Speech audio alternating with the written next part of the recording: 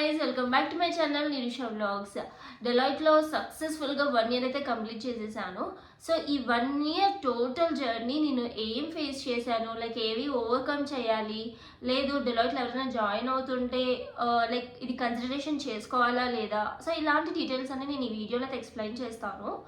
Like మీకు ఏమైనా questions ఉంటే ఖచ్చితంగా పోస్ట్ చేయండి. ఫస్ట్ థింగ్, మనం Deloitte లో జాయిన్ అయిన వెంటనే ఫస్ట్ ఎలా ఉంటుంది అంటే, ఫస్ట్ థింగ్ మనకి డీలాంచ్తోనే స్టార్ట్ అవుతుంది.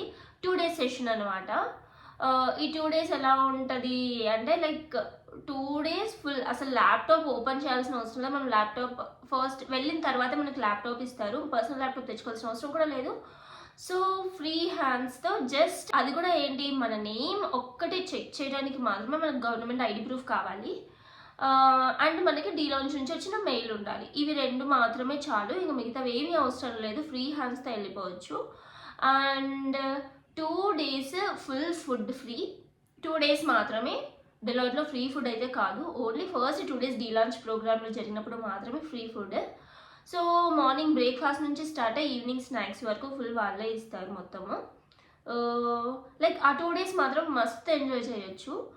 నెక్స్ట్ థింగ్ ఏంటి అంటే, లైక్ ఆ 2 days ఫుల్గా ఆఫీస్ గురించి చెప్తారు. లైక్ మనం ఎలా ఉండాలి, లైక్ నెట్వర్కింగ్ ఎంత ఇంపార్టెంట్, మీరు నెట్వర్కింగ్ మీద కాన్సన్ట్రేట్ చేయండి ఫస్ట్ అనే కాన్సెప్ట్ నేను ఎక్కడ వినలేదు, Deloitteలో విన్నాను. సో అది నాకు చాలా బాగా అనిపించింది. లైక్ ఫస్ట్ థింగ్ నెట్వర్కింగ్ అని బాగా సోషల్ మీడియాలో వినడమే తప్ప అసలు నెట్వర్కింగ్ గురించి ఒక కంపెనీ కూడా చెప్తుంది అని ఎక్స్పెక్ట్ చేయలేదు నేను.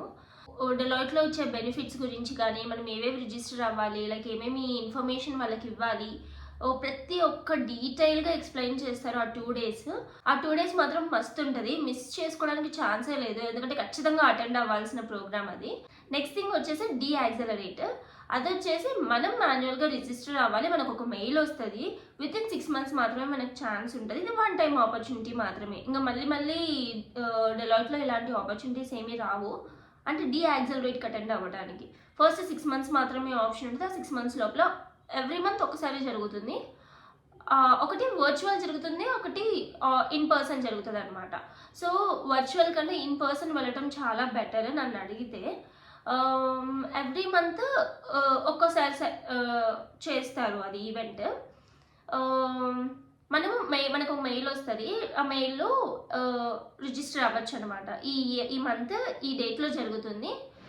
బేస్డ్ అపాన్ ప్రాజెక్ట్ మనం ప్రాజెక్ట్ మేనేజర్ని అడిగి మాకు ఈ డేట్లో యాక్సలరేట్ ఉంది, మేము రిజిస్టర్ అవ్వచ్చు అని కన్ఫర్మ్ చేసుకొని రిజిస్టర్ అవ్వండి. ఎందుకంటే రిజిస్ట్రేషన్ చేసుకున్న తర్వాత మళ్ళీ కొన్ని డేస్ మాత్రమే ఛాన్స్ ఉంటుంది, లేదు అంటే ఫీ కట్టాలి, మళ్ళీ క్యాన్సిలేషన్ ఫీజ్ ఉంటుంది, ఆ ఫీ కట్టాల్సి వస్తుంది అనమాట. సో అలా ప్రాబ్లమ్స్ రాకుండా ఉండటానికి, నో షో ఇవ్వడానికి లేదు, క్యాన్సిల్ చేసిన ఫీజు పడుతుంది. సో ఇలాంటివి లేకుండా ఉండటానికి ముందే మీరు మేనేజర్తో పర్మిషన్ తీసుకొని రిజిస్టర్ అవ్వండి. అండ్ నెక్స్ట్ థింగ్ వచ్చేసి, ఆ రోజు మాత్రం లైక్ ఒక పర్సన్గా ఏం బిల్డ్ చేసుకోవాలి, లైక్ మనం ఎక్కడ కమ్యూనికేషన్ స్కిల్స్ కానీ, లేదు మనం ఎక్కడ డెవలప్ అవ్వాలి, ఎక్కడ గ్రోత్ కావాలి, సో ఆ విషయాలు అయితే చెప్తారు. ఇక్కడ ఏంటంటే సేమ్ లైక్ జూమ్ మీకు ఐడియానే ఉండొచ్చు మోస్ట్ ప్రాబబ్లీ. జూమ్లో వచ్చేసి ఇప్పుడు ఫర్ సపోజ్ ఒక 100 members టీమ్ ఉన్నారనుకోండి. ఇంత పెద్ద 100 membersని ఒక పర్సన్ హ్యాండిల్ చేయలేదు కదా ప్రతి ఒక్కరిని మానిటర్ చేయడానికి. సో అందుకనేసి ఈ 100 membersని 5 rooms షఫిల్ చేశారనుకోండి. అంటే 20% ఈచ్ రూమ్గా సమ్ బ్రేక్అవుట్ రూమ్స్గా చేస్తారు. సో సేమ్ వే డీయాక్సలరేట్లో కూడా జరుగుతుంది. పెద్ద టీం నుంచి చిన్న టీమ్స్గా ఒక 5 teams 4 teams అలా డివైడ్ చేస్తారనమాట. సో సపరేట్ వాళ్ళ ఒక రూమ్స్ ఉంటాయి, ఆ రూమ్స్లో వెళ్ళి ఆ డే అంతా అటెండ్ అవుతారు. సో అక్కడ ఏంటి అంటే, లైక్ 2 mentors ఉంటారు. ఆ 2 mentorsతో మనం ఏవైనా క్వశ్చన్స్ అడగచ్చు, మనకి ఏ డౌట్స్ ఉన్నా వాళ్ళు చెప్తారు. సో ప్రాబ్లం ఉండదు అనమాట. అండ్ ఆ రోజు కూడా ఫుడ్ ఫ్రీ. ఏదైతే డీలాంచ్ ఉందో ఆ 2 days డీయాక్సలరేట్ ఉన్నది ఫుడ్ ఫ్రీ అనమాట. మిగతా రోజులన్నీ మన ఓన్ ఫుడ్ తెచ్చుకోవాలి, లేదు అంటే అక్కడ క్యాఫ్టేరియా ఉండదు, క్యాఫ్టేరియా తెచ్చుకోవచ్చు. Deloitteలో మాత్రం ఫ్రీ ఫుడ్ ఏం లేదు అంటే కొన్ని ఈవెంట్స్ జరిగితే ఫ్రీ ఫుడ్ ఉంటుంది. లైక్ ఫర్ సపోజ్ కొలొకేషన్ జరుగుతుంది, ఇది ఈవెంట్స్ జరుగుతున్నాయి, లేదు లైక్ సమ్ పార్టీ చేసుకుంటున్నాము like with in team, so project, so ఆ స్పెసిఫిక్గా ఉన్నప్పుడు మాత్రమే టీమ్ లంచ్లు ఇలాంటివన్నీ జరుగుతాయి. అండ్ ర్యాండమ్ లైక్ ఫ్రీక్వెంట్గా టీమ్ అవుటింగ్స్ అంటే లైక్ మాక్సిమం టీమ్ డిన్నర్కి మీట్ అవుతాము. సో టీమ్ డిన్నర్స్ అందరికి వెళ్తాము.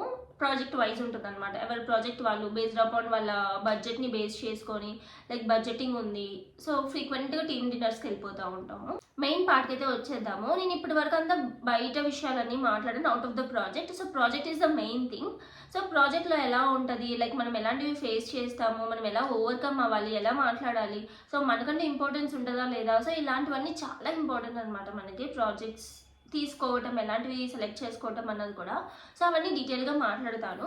సో ఫస్ట్ ఏంటి అంటే నేను నా విషయానికి వస్తే నేను 1 year అయింది జాయిన్ అయ్యి డెలాయిట్లో. ఈ 1 year నేను ఒకటే ప్రాజెక్ట్లో ఉన్నాను.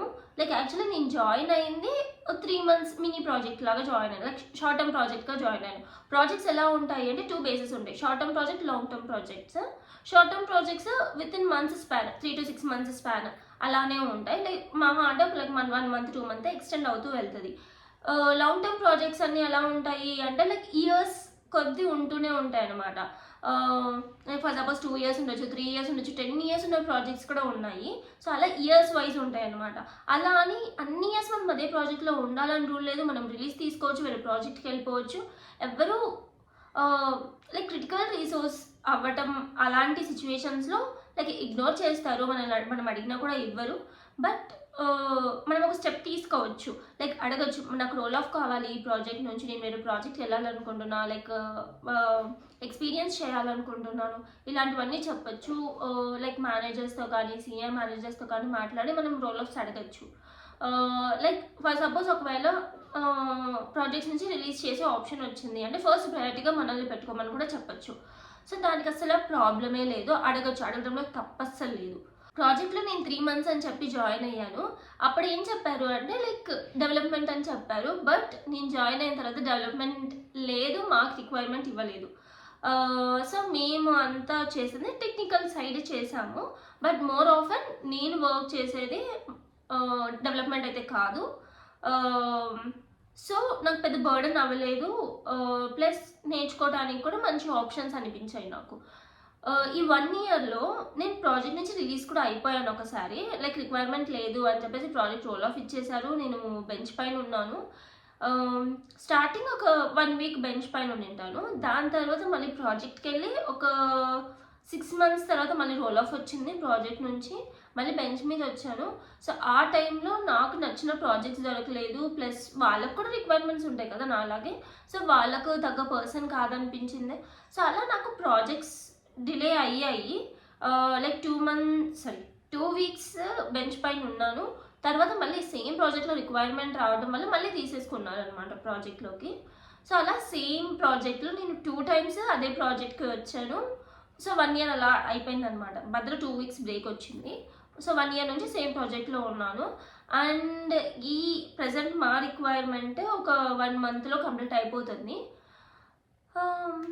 So this is about my project. So 5 feedback forms అయితే ఉంటాయి. లైక్ మన మేనేజర్కి కానీ మన లీడ్కి కానీ మనము సెండ్ చేస్తాము. సో 5 times అయితే సెండ్ చేస్తాము. అవి చాలా ఇంపార్టెంట్ మన ఓవరాల్ పర్ఫార్మెన్స్, యాన్యువల్ పర్ఫార్మెన్స్ ఇయర్కి. సో ఆ 5 ఫీడ్బ్యాక్ ఫామ్స్ బేస్ చేసుకొని మన రేటింగ్ ఉంటుంది. ప్లస్ మన వేరియబుల్ పే లైక్ బోనస్ కానీ లేదా హైక్ కానీ, సో బేస్డ్ అపాన్ దట్ మనకి ఉంటుంది అనమాట. అండ్ ఫైనల్గా ఇంకొక స్టేట్మెంట్ అన్న సబ్మిట్ చేయాలి 5 ఫీడ్బ్యాక్ ఫామ్స్ కాకుండా. సో ఇవన్నీ సబ్మిట్ చేస్తాము. ఇదంతా లీడ్కే సబ్మిట్ చేస్తాము. ఆఫ్టర్ ఆల్ దిస్ మనకి ఒక ప్యానెల్ డిస్కషన్ ఉంటుంది. అది మనం ఏమి తీసుకోము, మన రిప్రజెంటేటివ్గా కోచ్ ఉంటారు అనమాట. సో మనల్ని రిప్రజెంట్ చేస్తూ ఉంటారు. తను వచ్చేసి లైక్ మనం ఇదంతా వర్క్ చేసాము, లైక్ వీళ్ళకి ప్రమోషన్ ఇవ్వడం బెస్ట్, లైక్ వీళ్ళు ఇంత హార్డ్ వర్క్ చేశారు. లైక్ ప్రమోషన్ టైంలో ఈ కోచ్ అన్న పర్సన్ చాలా హెల్ప్ చేయాలి. Like he is the one who represent us. మనం పోయి ప్యానల్ డిస్కషన్స్లో మాట్లాడేది ఏమీ ఉండదు అనమాట. ప్రమోషన్ వస్తుందా లేదా, లైక్ మన ఫీడ్బ్యాక్ ఫామ్ని బేస్ చేసుకొని లైక్ మనం ఎక్కడ ల్యాక్ అవుతున్నాము, లైక్ ఏమన్నా ఇష్యూస్ ఉన్నా కూడా ఆ టైంలోనే డిస్కషన్స్ చేస్తారు. లైక్ ప్రమోషన్స్ టైంలో ఎవరైతే కొత్తగా డెలాయిట్లో జాయిన్ అవ్వాలని అనుకుంటున్నారో వాళ్ళైతే కన్సిడరేషన్లో చేసుకోవాల్సినవి చాలా టర్మ్స్ ఉంటాయి. లైక్ ఫర్ సపోజ్ మీకు 2 ఆఫర్ లెటర్స్ ఉన్నాయనుకోండి. సో 2 ఆఫర్ లెటర్స్ని కంపేర్ చేసుకోండి. లైక్ ఆ కంపెనీ గ్రోత్ని కూడా బేస్ చేసుకొని కంపేర్ చేసుకోండి.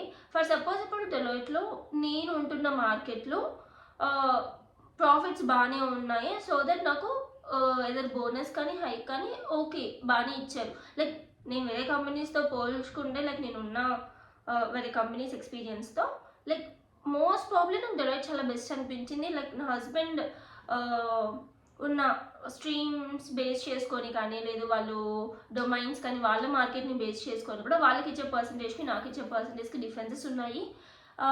ఐ యాక్సెప్ట్ దట్ ఒక్కొక్క కంపెనీ ఒక్కొక్క ప్రాఫిట్స్ గెయిన్ చేస్తుంది, దాన్ని బేస్ చేసుకొని ఇస్తారు. నెక్స్ట్ థింగ్ ఏంటి అంటే ఫినాన్షియల్ చూసుకోండి, ప్లస్ కంపెనీ గ్రోత్ చూడండి, ప్లస్ మన గ్రోత్ ఎలా ఉంటుంది కంపెనీలో. మనకి పర్సనల్ స్పేస్ కూడా టైం ఉండాలి కదా. సో ఇవన్నీ బేస్ చేసుకొని మీరు చెక్ చేసుకోండి లైక్ ఏ కంపెనీ జాయిన్ అవ్వాలి అన్నది. సో నా పరంగా నేను డెలాయిట్లో జాయిన్ అవ్వడం బెస్ట్ అని నా ఒపీనియన్. ఎందుకు అంటే నాకు పర్సనల్ టైం దొరుకుతుంది, అలాగే ఆఫీస్ టైం నేను రెండు మేనేజ్ చేస్తున్నా, హ్యాండిల్ చేస్తున్నా. నేను ఉన్న ప్రాజెక్ట్ నాకు పెద్ద బర్డెన్ అవ్వలేదు. లైక్ నేను చాలా మీమ్స్ చేశాను, డెలాయిట్ ఇస్ అ హెల్ అలాంటి మీమ్స్ చేశాను. లైక్ డెలాయిట్లో టైం దొరకదు అని. మేబీ కొన్ని ప్రాజెక్ట్స్ ఉండొచ్చు, లైక్ ప్రాజెక్ట్ క్రిటికాలిటీని బేస్ చేసుకొని కూడా ఉంటుంది అవన్నీ. నేను అలా అని ప్రాజెక్ట్స్ అన్నీ పర్సనల్ టైం స్పేస్ ఇస్తుంది అని చెప్పలేను. మార్కెట్ మెయిన్ థింగ్, మనం ఏ మార్కెట్లో ఉన్నాము, ఏ డొమైన్లో ఉన్నాము, ఇలాంటివి చాలా ఇంపార్టెంట్. దాన్ని బేస్ చేసుకుని మనకి టైం అంటూ దొరుకుతుంది. ఫర్ సపోజ్ నా ఫ్రెండ్ ఎక్స్పీరియన్సే చెప్తాను. సో తను ముందు నా ప్రాజెక్ట్, తను కొలీగ్స్ అనమాట. సో నేను సేమ్ ప్రాజెక్ట్లో ఉన్నప్పుడు కొంచెం టైం ఉండేదన్నమాట. సో ఎవ్రీడే 11కి స్టార్ట్ అయితే తనకి 8కి ఎండ్ అయిపోయేది, లేదు అంటే 9 వరకు ఎక్స్టెండ్ చేసేది. నాది వచ్చేసి 12 to 9. నేనైతే ఎగ్జాక్ట్గా క్లోజ్ చేసేస్తాను. లైక్ ఫర్ సపోజ్ మీటింగ్స్ ఉంటే నేను ఎక్స్టెండ్ చేస్తాను ఖచ్చితంగా. మీటింగ్స్ ఉంటాయి నాకు. మోస్ట్ ప్రాబ్లీ మాకు అన్ని మీటింగ్స్ ఎలా ఉండేవి అంటే ఆఫ్టర్ 6 క్లయింట్ మీటింగ్స్ జరుగుతాయి.